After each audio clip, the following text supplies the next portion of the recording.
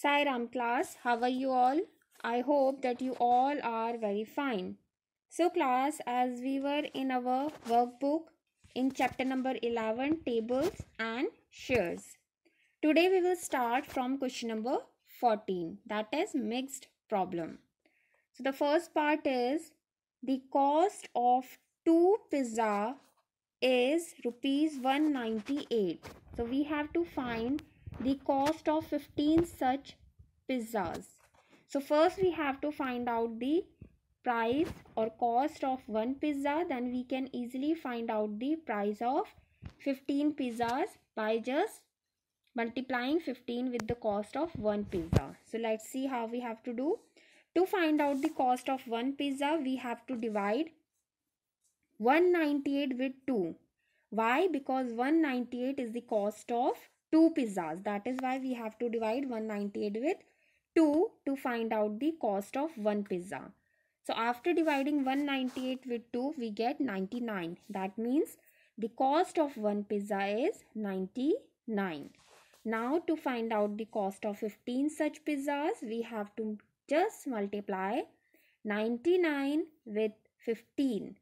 And their multiplication gave us rupees 1485.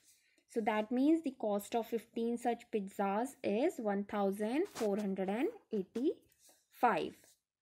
Next is Johnny made 80 candles to sell in the market. If she sells 20 candles for rupees 100, then we have to find how many or how much she will earn by selling all the 80 candles. So you can see here, she sell one candle. So that means we just have to first find out the price or earning by selling one candle.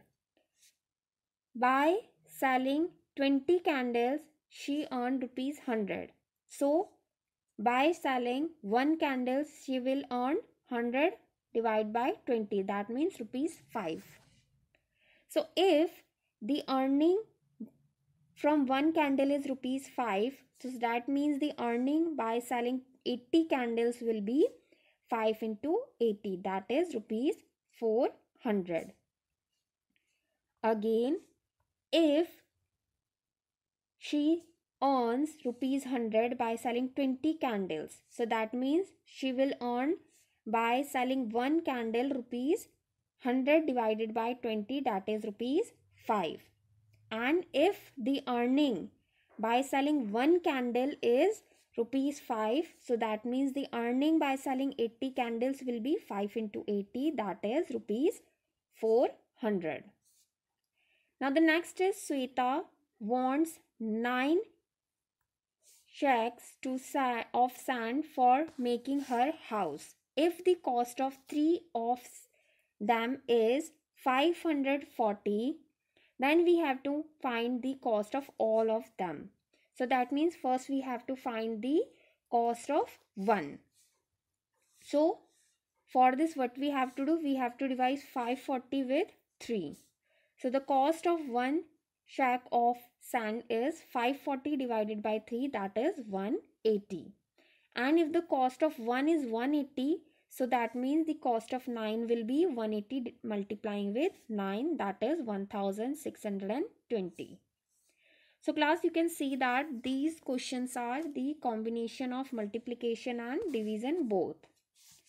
Let's see the last part of this question, which is Suresh sells 15 rasgullas at the rate of rupees 120. That means 15 rasgullas cost 120. So the one rasgulla will cost 120 divided by 15. That is rupees 8. That means the cost of one rasgulla is rupees 8. Now the question is, if he wants to earn rupees 800, so how much rasgullas he has to sell? Now see, this is different kind of question. Here they give us the earning and we have to find how many rasgullas he has to sell. So if the cost of one rasgulla is rupees 8, so to earn rupees 800, he have to sell 800 divided by 8. That means 100 rasgullas. Again, if the cost of one rasgulla is rupees 8 and he wants to earn rupees 800, so that means he have to sell 800 divided by 8. That is how much he wants to earn and the earning by one rasgulla. We have to divide 800 with 8. That means the answer is he have to sell 100 rasgullas to earn rupees 800. Okay class. Now let's move on to the 15th question. It is take the correct answer. Now we have to answer according to the given question which type of operation we have to use to find out the answer. So the first question is, a building has 28 floors. Each floor has 4 flat. Each floor has 4 flat. So we have to answer the number of flats in the building. So see, we have given the number of floors and we have given the flat in one floor, and we have to answer the number of flats in the whole building. So that means to find out the number of flat in the building, we have to multiply. Okay, we have to use multiplication here. We have to multiply the number of floors with the number of flat in one floor. That means C part, which is 28 multiplying with 4, is our correct answer.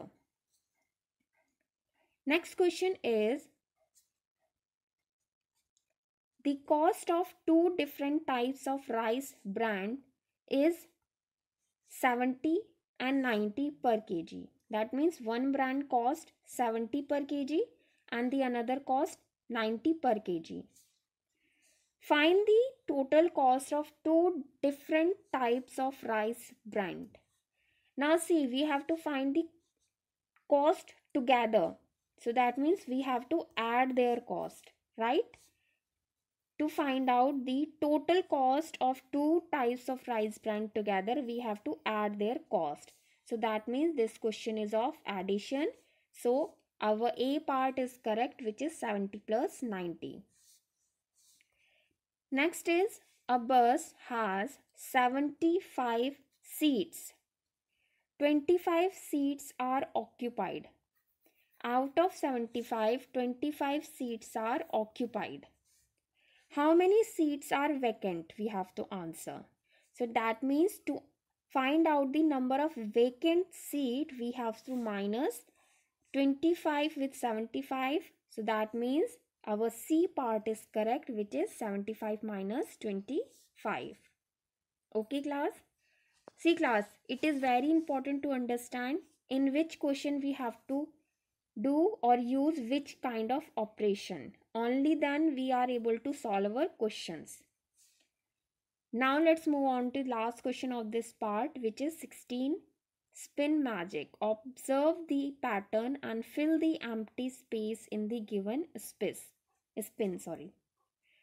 Now you can see we have to observe first what type of operation we are using here. So you can see here 11 and 5 gives 55. That means 11 multiplying with 5 gives 55. Similarly, 11 and 8 gives 88.